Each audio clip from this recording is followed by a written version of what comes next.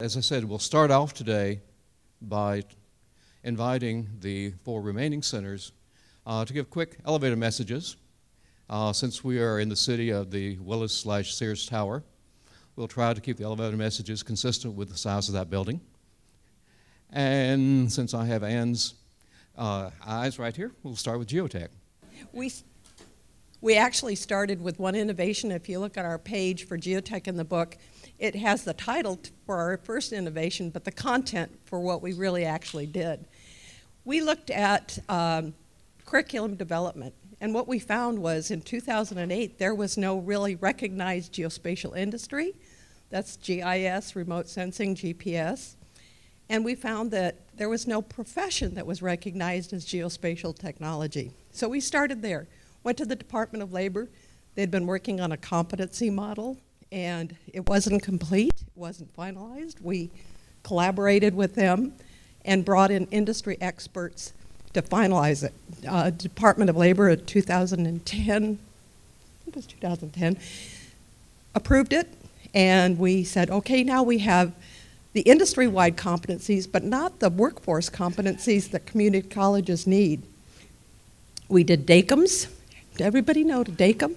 Developing a curriculum, bringing in expert workers that do that job. We brought in almost 80 of them, sat them down for 2 days, asked them what they did. They told us. We then put together about 320 competencies. You'll see those on your table. And in an Excel spreadsheet, put them out to over 500 people that do that occupation, vetted them, refined them, and then we brought in expert geospatial educators to parse those 320 competencies into 8 courses. So it was really an extensive process, and yesterday they said the product is not necessarily the end result, but it's also the process. So we'd like to say that this was bringing all stakeholders from the expert workers, industry experts, and educators together to create a curriculum that we hope really defines the needs of the industry. So I had to talk fast so these guys can have how they've used it. Hi, I'm Mark Gislow from Lakeland Community College in Ohio. We're just outside of Cleveland, and why that matters is that in the middle of this process, while the Geotech Center was working on setting up the geospatial technology competency model with the Department of Labor, we were sort of messing around on campus with me trying to explain to people what is geospatial and why do we need a program in it and what in the world would you put in the courses anyway. So it paired up very nicely, and I became involved with Geotech Center, and we basically went ahead and took that curriculum model, the GTCM, and created it into a group of, in our case, 6 courses. And now that the new national model curriculum has come out, we have 8 apparently, so I guess I have 2 more to add. But anyway, we have a new program. It's just up and running less than a year now, and we've had a lot of success in large part due to the Geotech Center and the whole GTCM effort. What's great about this is that if you're in a field where people don't have awareness of what that really means, and I think we probably all are to some extent, it provides a template for discussion. When we took this to our Board of Regents, it was approved in 4 weeks, which is a record for the state of Ohio. You've got to be impressed with that. I'm Mike Krimmer. I teach at Northern Virginia Community College outside the nation's capital, kind of the geospatial mecca, at least one of them here in the States. For us, the GTCM and moving to this model curriculum was hugely important. Last year happened to be our 10-year reaccreditation. I see groans around the room if some of you have dealt with that. And at the time, geospatial was a new program, and one of the things that happens during reaccreditation, as you know, is they tend to look at new programs a little more closely, I guess I should say. And so certainly being able to harken back to the standards of learning that were developed, the SLOs that were put together as part of the model curriculum and how those translated to the workforce was hugely helpful for that. The other thing that's helped support is articulation agreement with 4-year institutions, and then kind of a knock-on effect that I certainly didn't expect was having all this course material as well as the learning objectives up on Moodle and available to the public. The 4 years have glommed onto that, but surprisingly the high schools have as well. So as they try and implement this technology and put it into their curriculums, I think that's been a huge benefit. So with that, I'll give it back to Ann.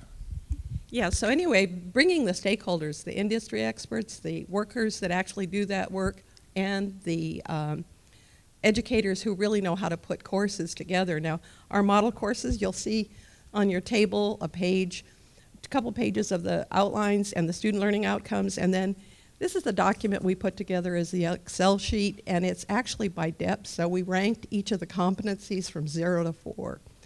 So take a look. Thanks. We're the South Carolina ATE Center, and we are going to present our innovation and a play with 3 acts. The first act is the problem, the second act is the solution, and the third act is the way we applied the things that we've learned with Synergy to our diffusion of innovation and scale. Tanya Rogers, the problem, Act 1. Ms. Wall, it's so nice to meet you. I've reviewed your resume, and I'm extremely impressed with your skills. Thanks. You are clearly highly, highly qualified, and you have definitely the technical skills that we need here. I have some questions about your soft skills. For example, I'm wondering if you can talk to me about your experience with teamwork. Teamwork. I don't have any experience with teamwork, but I'm really, really good at filling in those standardized bubble tests. Okay. Really, I'm really good at that. What about your writing skills? Can you talk about your writing skills, emails, reports, things like that? Well, I'm really good with a number 2 pencil, making a circle and filling it in. That writing skill, I have it. I mean, I'm all over that. Okay. What about broader communication skills? For example, how comfortable do you think you would feel with interfacing with customers and being able to talk with them and answering phone calls and things like that? I've never done that, but I'm really good at filling in bubbles. Mm. I don't think you understand just how good I am at that. Okay. I'm perfect for this job, obviously. Absolutely. Thank you. So we have our problem, and the solution is Technology Gateway Curriculum. So we have the problem and the solution. Oh, we only have 3 minutes. We're going to explain the curriculum more in depth at the table, but we're going to talk about how it's been used and evolved based on this diagram. This is our incredibly elaborate, you can tell how much work really went into this, drawing of the Technology Gateway from its inception. And so we start down here. We were first funded a decade ago, a long time ago, and we created these several curriculum models, one of which is the Technology Gateway. And it went a few places, and you can see it kind of fizzled out along the way. But then this is us here in the middle. In 2006, we were funded to work with some other colleges to put into implementation the Technology Gateway. And that's when things started getting a little crazy. And over here is, well, let's see, first we have Ben Franklin, which is Tanya's school. She was a part of that grant, that National Resource Center grant. This is where they implemented and then got their own grant. Angela's was over here, Wayne Community College. What was fun about doing this, and we have a color-coded version over here on the table for later, is we took a look at it and we went, wow, no wonder we're so busy. And then we went, wait, we haven't been funded to do this since 2010. And this is what's happened since we started with the Synergy project.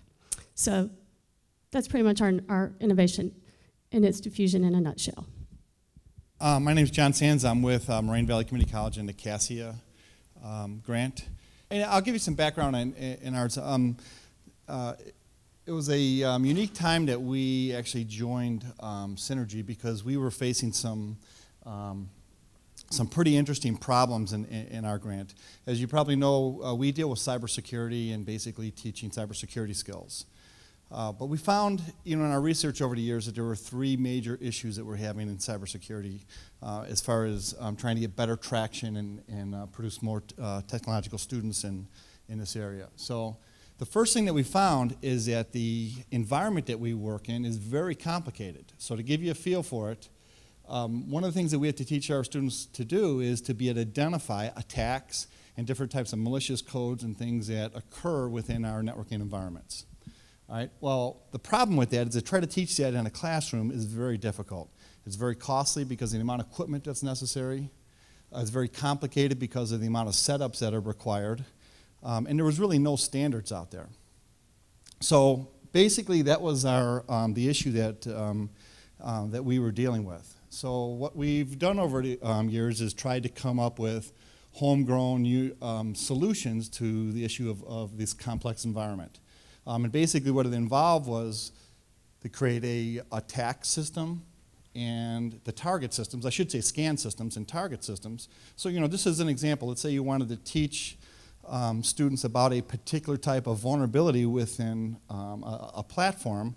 You would have to have a snapshot of that vulnerability, and then you'd have to have the tools that someone would use to exploit that vulnerability.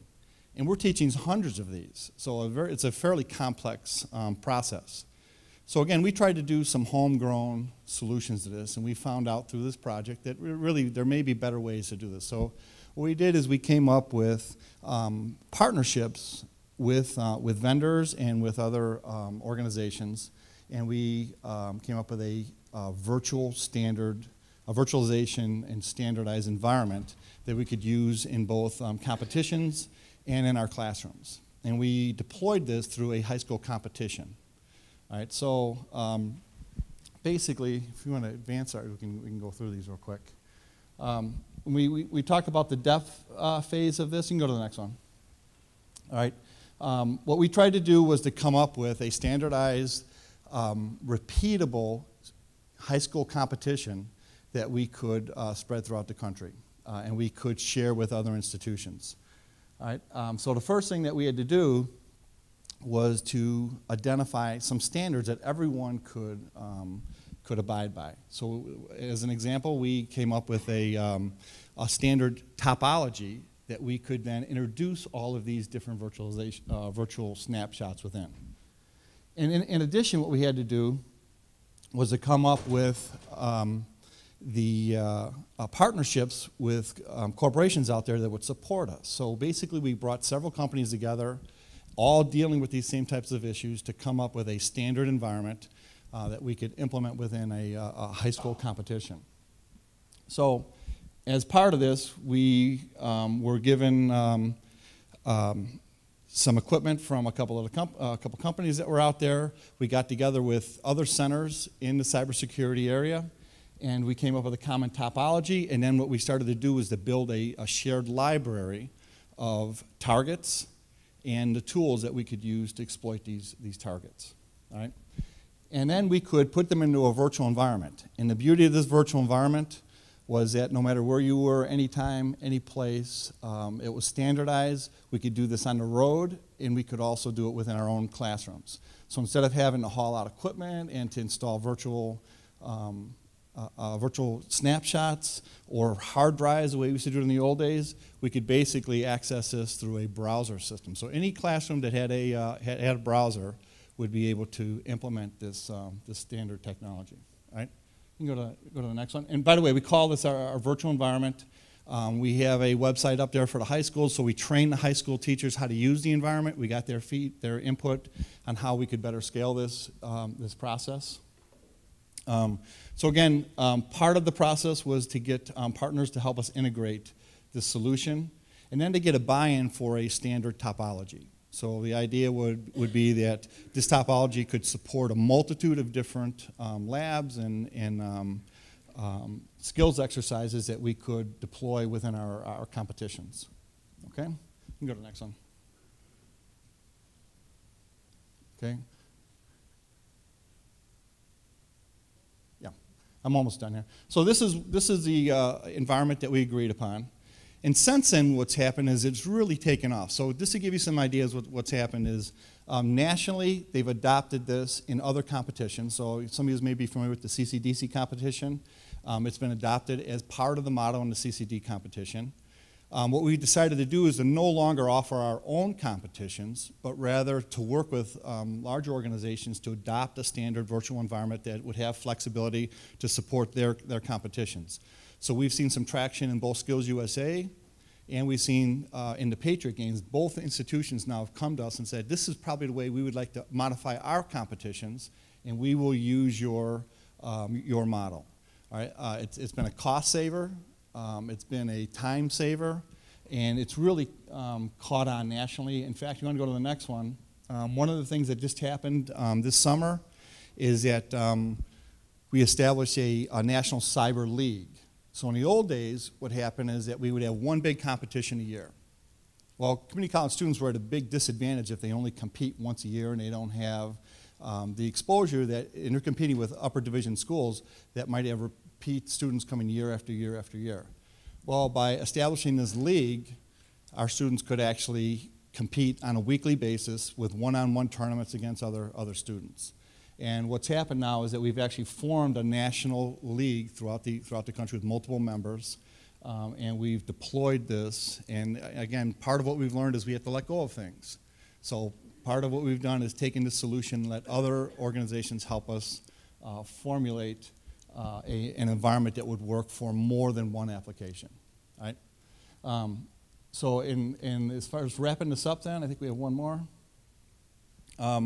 We no longer now have to do the support as far as disseminating all the information. Our partners, our integration partners, now deploy this on their website, so they've taken that and alleviated us from having to do that. And basically what we're finding now is, I just came back from a conference in California. We're seeing other organizations wanting to adopt this same environment. All right, so that's our next step really is to see how far we can actually spread this, the solution. So I think it was the last slide, was it? Yeah, so again, the National Cyber League was established this summer, and part of the solution, so this is sort of our last thing, is that we now have what we're calling cyber stadiums. And there are colleges around the country now that are bringing up these stadiums that we can now host the competitions in. Okay? So that's pretty much our project and what we've done in our scaling solution. I'm Frank Cox. I'm program manager for MATED, which is short for Materials Technology Education, but we are the National Resource Center for that. We want to present as our innovation is something that we took on a couple years ago. Mel was assigned to take over the National Educators Workshop, the full management of it. This is a workshop that's been around for some 26 to 30 years. It was run out of the University of Norfolk, I think. And what happened was the gentleman that ran the program decided to retire. And so the program needed somebody to revive it and take it over. And Edmonds Community College took that on. And we helped with the call for papers for a couple of years. And then we took full management and in May 1st, 2010. And we were involved in Synergy then. And we talked about it, and Mel decided that, hey, we need to focus on our new project. And NEW, National Educators Workshop, is what we decided to use for our Synergy emphasis. The part that we really, really keyed in on is the call for papers. If you're going to have a good workshop, you need great people presenting, good speakers. This particular workshop complemented MATED in the way that, well, MATED is more high-tech. NEW is more high-touch. Very, very rich conference with, well, workshop. We've got to call it a workshop. Very, very rich workshop that allows people a lot of time for networking, allows for call for papers, is put out to high schools, is put out to community colleges, as well as universities. So we decided that the call for papers would be our Synergy project. So we wanted to scale that. We did a number of things. Synergy was very helpful in developing, in helping us develop the detail that we needed to pull that off. And our last new conference was very successful. We had about 150 some, and excuse me. And so Synergy really assisted us in scaling that project. And we're going to continue to do that with NEW. And I invite you to, if you go to our webpage right now, what's in the middle here, features and events, there it is. So there's a lot of information there. We're going to get a better pathway to it for you. And if you want to talk to us about it, come to our table. Thank you.